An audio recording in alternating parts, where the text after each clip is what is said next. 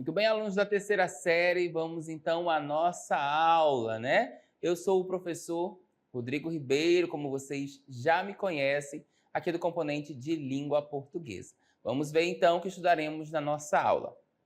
Aula de número 10, objeto de conhecimento, discursos argumentativos, manifestações artísticos corporais, linguísticas e culturais pautados no respeito e na liberdade de expressão entre os jovens, inferências textuais, intencionalidade discursiva e identificação dos recursos argumentativos, sustentação, refutação, contra-argumentação e negociação. Conhecimento dos mecanismos linguísticos de articulação de ideias, blocos de composição, coerência e coesão textual. Como detalhamento, nós temos análise de textos orais e escritos, hipertextos e discursos midiáticos que constroem saberes e autonomia de estudante. Leitura e análise de textos argumentativos na percepção dos tipos de argumentos utilizados e seus objetivos, na utilização de mecanismos linguísticos para articulação de ideias por meio de vocábulos ou locuções, por pronomes pessoais, possessivos e demonstrativos, advérbios que indicam lugar, artigos, permuta de palavras ou enunciados por sinônimos, antônimos, hipônimos, hiperônimos, no uso correto do encadeamento textual nas diversas linguagens, artísticas, corporais e verbais. No exercício da autonomia e colaboração, protagonismo e autoria na vida pessoal e coletiva. Muito bem, vimos então o que estudaremos nessa aula.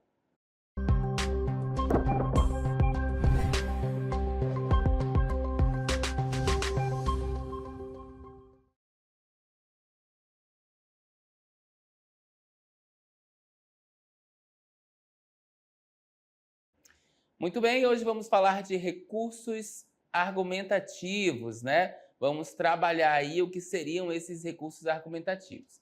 Então, nós chamamos de argumento um conjunto estruturado de ideias que tem o propósito de persuadir ou convencer alguém sobre determinado tema ou questão.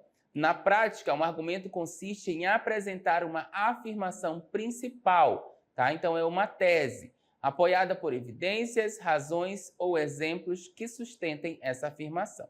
Ainda aí nesse texto, olha só, nós estamos agora conhecendo o que é um argumento, né? O argumento, ele é então esse conjunto de ideias com um propósito, né, de persuadir ou convencer alguém sobre determinado tema, tá bom? Então, na nossa prática, esse argumento, ele apresenta uma afirmação principal, que é a tese apoiada por quê? Por evidências, tá? Razões e exemplos, né, que vão sustentar essa afirmação.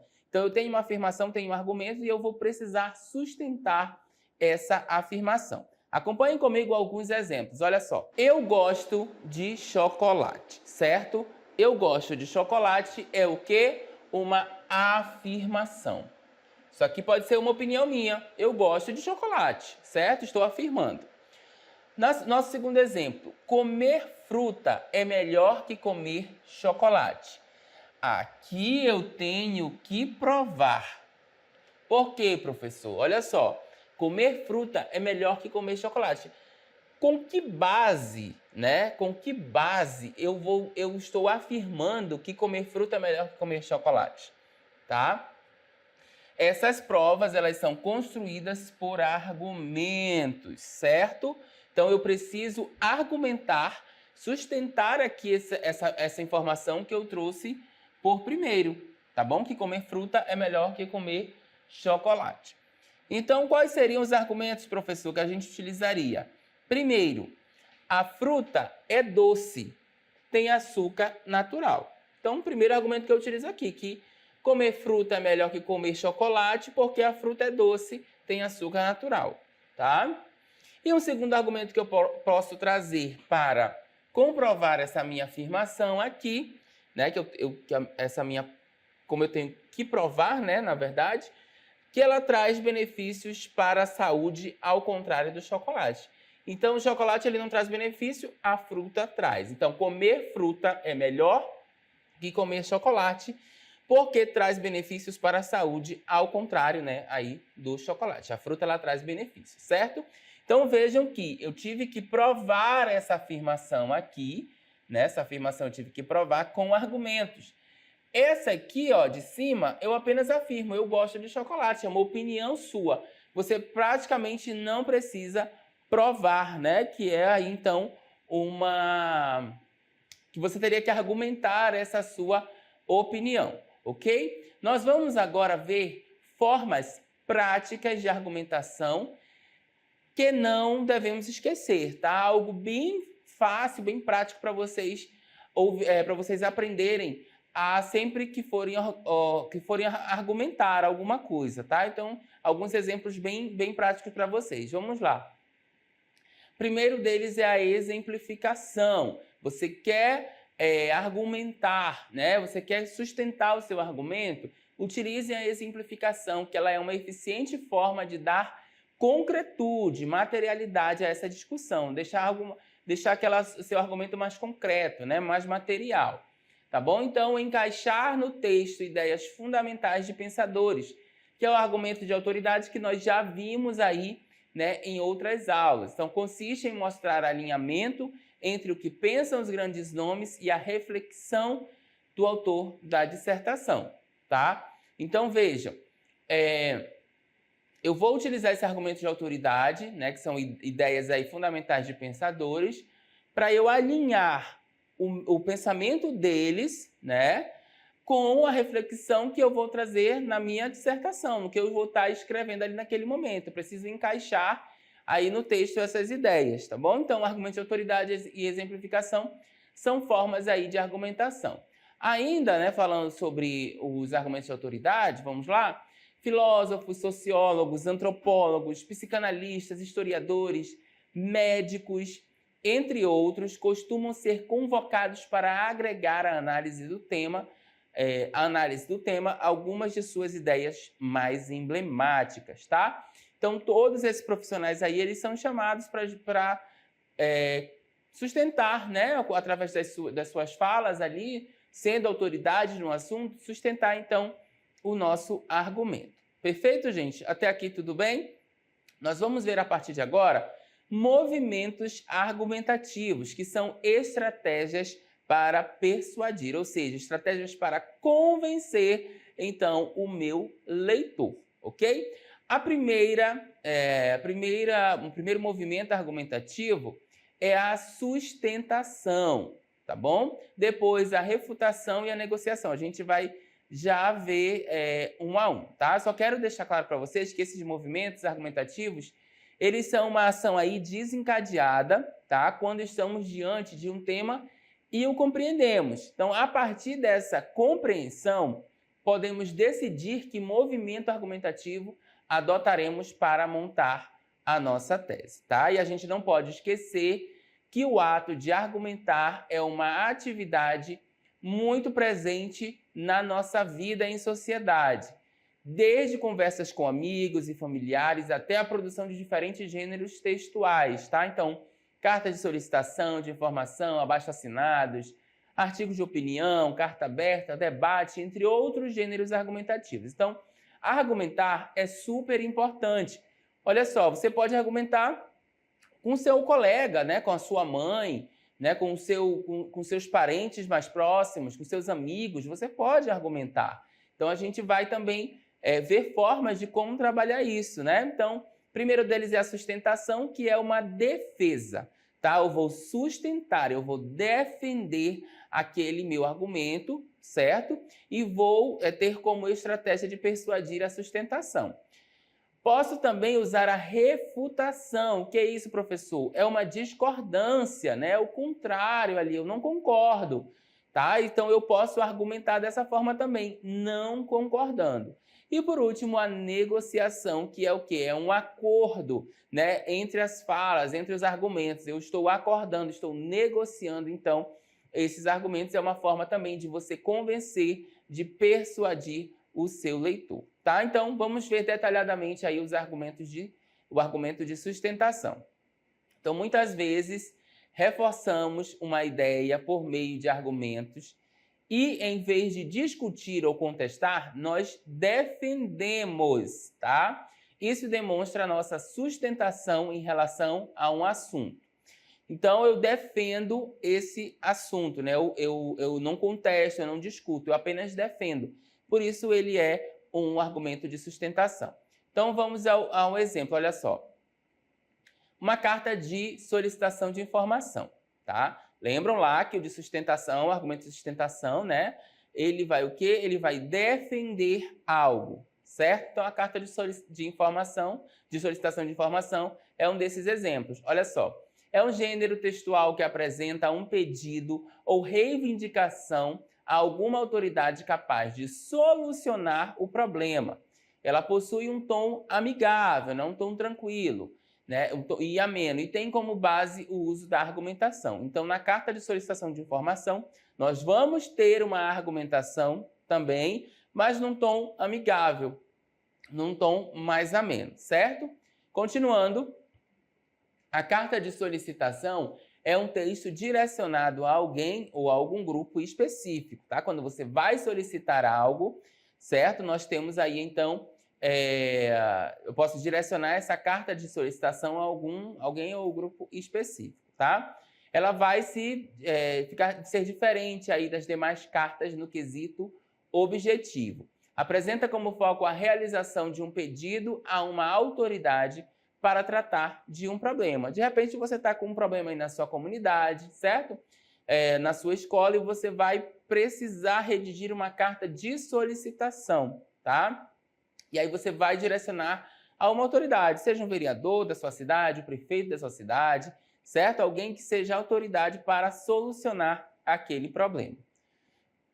A argumentação é o principal elemento da carta de solicitação, pois é por meio dela que se pretende persuadir o destinatário. A carta de solicitação apresenta tom mais ameno e mais crítico do que a carta de reclamação. Então, vejamos a diferença. A carta de reclamação ela tem um tom mais forte, mais incisivo, né? Mais crítico. Já a carta de solicitação, não.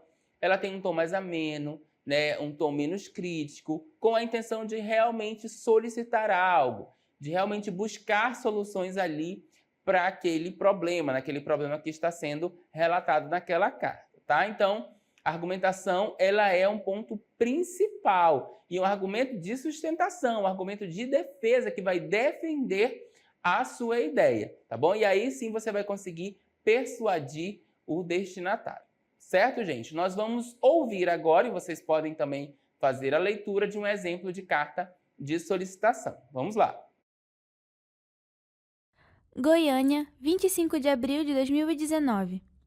Cara Márcia Lopes, sabemos que você é a pessoa responsável pela compra de material pedagógico da escola e, por isso, escrevemos esta carta, pois estamos precisando da sua ajuda. Como você sabe, as classes têm uma pequena biblioteca nas salas de aula. Os livros, em geral, ficam nas casinhas desocupadas pelas pastas ou nas prateleiras que ficam na parte alta do armário. Nós não estamos usando as casinhas, porque temos apenas 2 vagas, o que não permite acomodar todos os livros, nem possibilita uma boa classificação deles.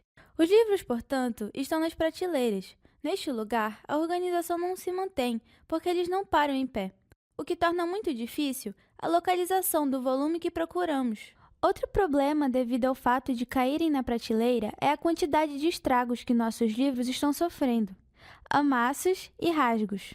Para solucionarmos esses problemas, solicitamos a aquisição de 7 caixinhas, como as da biblioteca. Esses problemas estariam resolvidos e nós iríamos aproveitar melhor nossa pequena biblioteca. Desde já agradecemos sua atenção. Alunos do 7º B. Muito bem, viram aí então, né, que nós tivemos uma carta de solicitação de dos alunos aí do 7º ano, de uma determinada escola. Nós vamos ver já detalhadamente aí, né, os pontos dessa carta, mas nós tivemos uma solicitação, né, de melhorias ali dentro para eles, né, em relação aos livros da biblioteca, certo? Então nós vamos ver essa carta detalhadamente agora. Olha só. Nós temos esse exemplo aí, o destinatário, né, que está aqui. Primeiro, na verdade, é de onde estamos falando, né? Então, Goiânia, 25 de abril de 2019. Aí ela começa com um destinatário aqui, ó, Cara Márcia Lopes, né? Está pedindo ali, vai pedir da Márcia Lopes alguma coisa. Então, ela já direciona aqui dizendo que a Márcia é a pessoa responsável pela compra do material pedagógico da escola, né? E por isso eles estão escrevendo essa carta para ela, né? Então, olha só como eles já começam com os argumentos aqui de defesa. Como você sabe, já joga lá para a Márcia, né? Que ela é ciente. Então, as classes têm uma pequena biblioteca nas salas de aula, tá? Então, já trouxe um argumento aí. Os livros, em geral, ficam em casinhas desocupadas pelas pastas ou nas prateleiras que ficam na parte alta do armário. Outro argumento, né? Ela trouxe aí, ó, que os livros ficam nessas casinhas desocupadas. Nós não estamos usando as casinhas. Olha ela argumentando aqui, ó. Nós não estamos usando as casinhas porque temos apenas 2 vagas, o que não permite acomodar todos os livros, né? Nem possibilita uma boa classificação deles, tá? Então, os livros estão nas prateleiras e aí, durante a organização, não dá para manter porque eles, né, não param em pé e que vai tornar muito difícil a localização no volume que procuramos. Olha só outra argumentação. A organização não se mantém, por quê? Porque eles não param em pé, o que torna muito difícil a localização do volume, tá? Aí ela vai para outro problema. Outro problema, devido ao fato de caírem da prateleira, é a quantidade de estragos que nossos livros estão sofrendo, né? Amassos e rasgos. Vejam quantos argumentos de defesa ela está, né, sustentando ali o que ela vai solicitar. Ó. Para solucionarmos esse problema, solicitamos a aquisição de 7 caixinhas como as da biblioteca. Esses problemas estariam resolvidos e nós iríamos aproveitar melhor a nossa pequena biblioteca. E aqui assina a carta, né? Alunos do 7º B. Então, viram que ela trouxe ali vários argumentos, sustentou, né, defendendo ali a opinião dela, e no final ela faz essa solicitação. Será que a Márcia atendeu ao pedido dela depois, né, dos alunos do 7º B, depois de todo nesse esforço, e aí que esses argumentos que ela utilizou de sustentar, né, para conseguir as caixinhas ali para a biblioteca?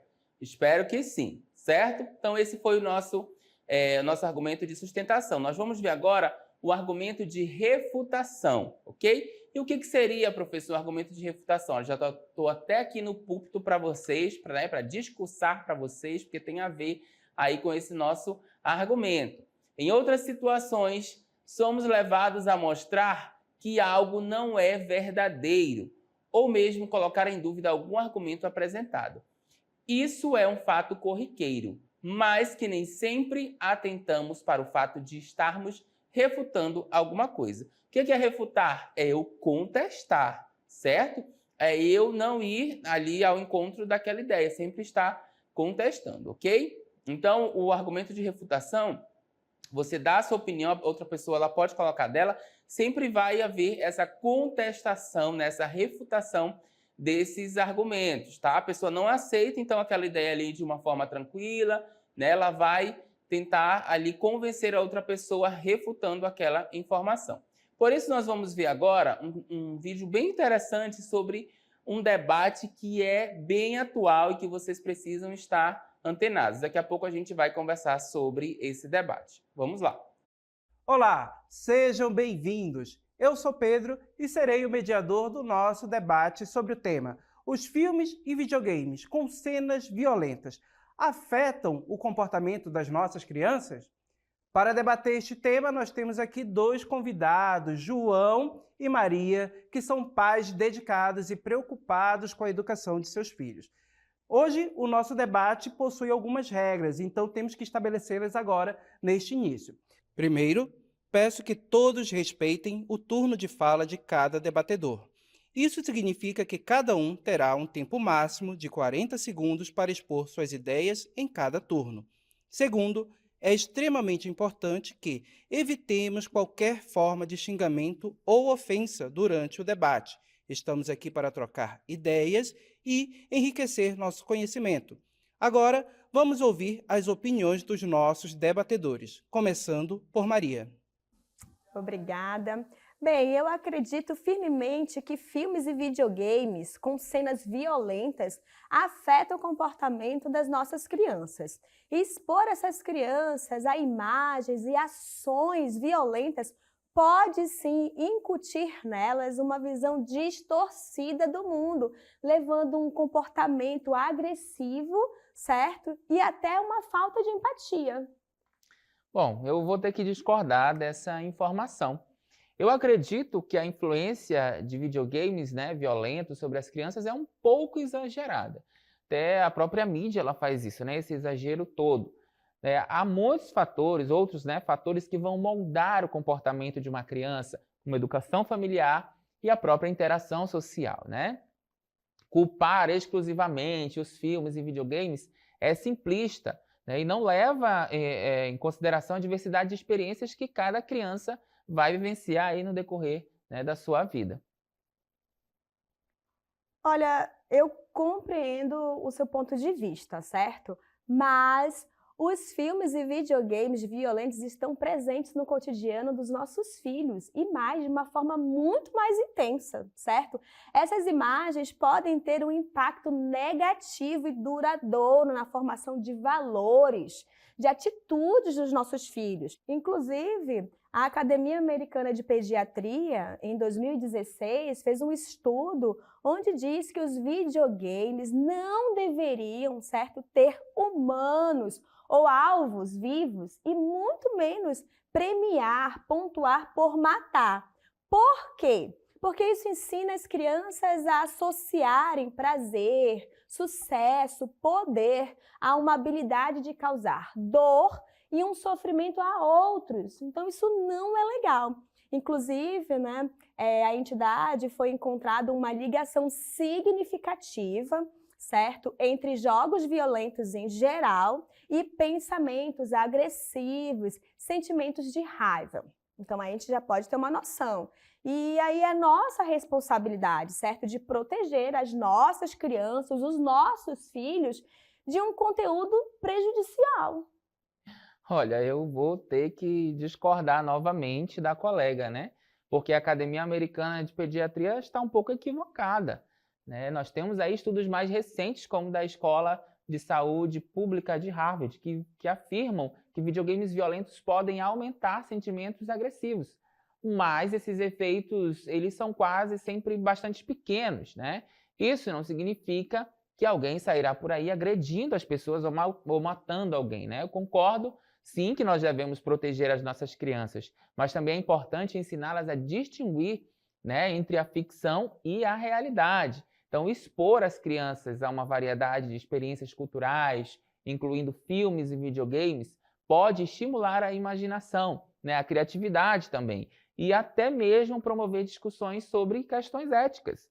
É fundamental equilibrar o acesso a esses conteúdos com a orientação adequada dos pais e educadores. Muito bem, agradeço a participação de todos. João, muito obrigado. Obrigado, Maria. Tivemos a exposição de pensamentos, de pontos de vista diferentes e que nos ajudaram a enriquecer mais a nossa discussão e o nosso pensamento e reflexão sobre este tema. Até a próxima, pessoal. Muito bem, vocês viram então nesse vídeo aí, né, sobre a questão dos filmes violentos, né, dos jogos de videogame violentos, se eles afetam de alguma forma as nossas crianças, os nossos adolescentes. Nós vimos um gênero, um tipo de gênero textual aí que é o debate, né? Nesse caso foi um oral, foi um texto oral, certo? Um discurso ali oral. Então o debate, ele é um gênero oral de natureza argumentativa, em que duas ou mais pessoas discutem ideias, né? Ou mesmo confrontam seus pontos de vista. É formalmente usado por parlamentares e políticos de maneira geral, porém o debate pode ser perfeitamente aplicado em outras áreas, como na ciência, na educação e nas artes. A gente vê muito debate aí na época, né, das campanhas políticas, né, quando tem os anos os anos, de 2 em 2 anos, nós temos aí as eleições e nós vemos bastante os debates, certo? Continuando, o gênero debate é visto como um diálogo formal que possibilita a divergência de ideias, por isso o assunto debatido deve ser potencialmente polêmico, né, para que resulte em um possível duelo de opiniões. Vamos a um exemplo, então, do argumento de refutação. Olha só, embora a internet tenha se tornado uma fonte vasta de informações, é importante reconhecer que sua utilização indiscriminada pode trazer desafios significativos. A facilidade de acesso a conteúdos nem sempre confiáveis pode comprometer a qualidade do aprendizado, levando a uma assimilação equivocada ou distorcida de informações. Além disso, o excesso de tempo online pode resultar em distrações constantes, afetando a concentração e a profundidade do estudo. Ademais, a dependência excessiva da internet pode diminuir a capacidade de reflexão crítica e análise independente, uma vez que os alunos podem se tornar passivos diante do grande volume de informações prontamente disponíveis. Assim, é imprescindível exercitar o discernimento ao utilizar recursos online, promovendo uma abordagem crítica e equilibrada para aproveitar os benefícios educacionais da internet sem sucumbir às suas armadilhas. Aonde está o nosso argumento de refutação, de contestação, professor? Olha só, todo mundo acha que a internet é tudo perfeito, é algo maravilhoso, né? Só que, olha só o que o autor diz, embora a internet tenha se tornado uma fonte vasta de informação, ele vai contestar, então, refutar essa ideia de que a internet é uma fonte vasta de informação. Ele vai o quê? Reconhecer que a sua utilização indiscriminada pode trazer desafios significativos. Então, ele começa aí a mostrar, né, quais seriam as dificuldades enfrentadas pelos jovens ou por quem utiliza muito a internet. Esse foi, então, o exemplo de argumento de refutação. E o nosso terceiro e último argumento é o argumento de negociação, né? Então, já em situações em que aparentemente há uma confusão, né, nas informações dadas, uma contradição, por exemplo, geralmente acabamos por mostrar essa falha e apresentar uma outra conclusão para o mesmo fato. Neste momento, argumentamos por negociação, ou seja, mostramos a falha e as contradições e negociamos o acerto por meio de novas ideias, certo? E aí um exemplo claro desse argumento de negociação é o nosso artigo de opinião, nosso gênero, né? Artigo de opinião, que tem como intencionalidade apresentar o ponto de vista, né, do articulista, do locutor do texto, acerca de algum assunto relevante socialmente. Circula em especial aí em jornais, revistas e sites da internet, pode tratar, né, de temas polêmicos em que são apresentados fatos, dados estatísticos e discursos de autoridade para fundamentar a tese apresentada. O artigo de opinião visa a defesa de uma ideia, tá? Então, sendo, portanto, necessária a construção de uma tese sustentada por argumentos que podem gerar uma conclusão a respeito do assunto de maneira propositiva ou sintética na maioria das vezes. Tá? Então, vejam que para cada argumento, né, cada movimento argumentativo aí, eu trouxe um gênero diferente. Falamos da carta de solicitação, do debate e agora do artigo de opinião. Vamos ver, então, aí um exemplo, né, do artigo de opinião. É inegável que a internet representa uma fonte inesgotável de informações e oportunidades de aprendizado. Seu vasto alcance e diversidade de conteúdos oferece aos estudantes recursos valiosos para complementar o ensino tradicional. Vejam aqui que eu trouxe uma primeira informação, certo? Na segunda informação, no entanto, é importante reconhecer que o uso responsável da internet é fundamental para maximizar seus objetivos, ou benefícios, desculpa. Outra informação. Enquanto a rede mundial pode oferecer materiais educativos e ferramentas interativas enriquecedoras, também é palco de desinformação e conteúdos duvidosos.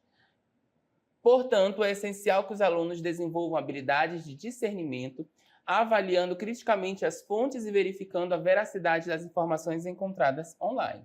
Dessa forma, Ao aproveitar as vantagens da internet como um recurso complementar de aprendizagem, os estudantes podem adquirir não apenas conhecimento, mas também habilidades essenciais de seleção e análise de informações, preparando-se para um uso consciente e produtivo da vastidão digital disponível. Então vejam que a todo momento nós temos ideias aí opostas, né? Tá tendo o quê? Uma negociação para que chegasse então a esse parágrafo final aqui, ó, que ele tenta fazer essa negociação ao aproveitar as vantagens da internet, né, como um recurso complementar de aprendizagem. E aí os estudantes não vão só adquirir conhecimento, mas habilidades essenciais na seleção e análise de informações, tá? Então, esse argumento de negociação, ele vai trabalhar isso. Eu tenho ideias opostas e no final a gente faz uma grande argumentação, né? Um parágrafo ali de negociação, tá? Então, nós não podemos esquecer, um ponto de vista só é válido se houver argumentos, certo? Um argumento pode ser criado através de 3 movimentos: a sustentação, a negociação e a refutação. Sustentação ocorre quando você apresenta os seus argumentos. Já a negociação, vamos lá, relativiza-se um posicionamento diferente, mas contra-argumentando. E a refutação é a rejeição total de ideias contrárias ao ponto de vista defendido. Certo, pessoal?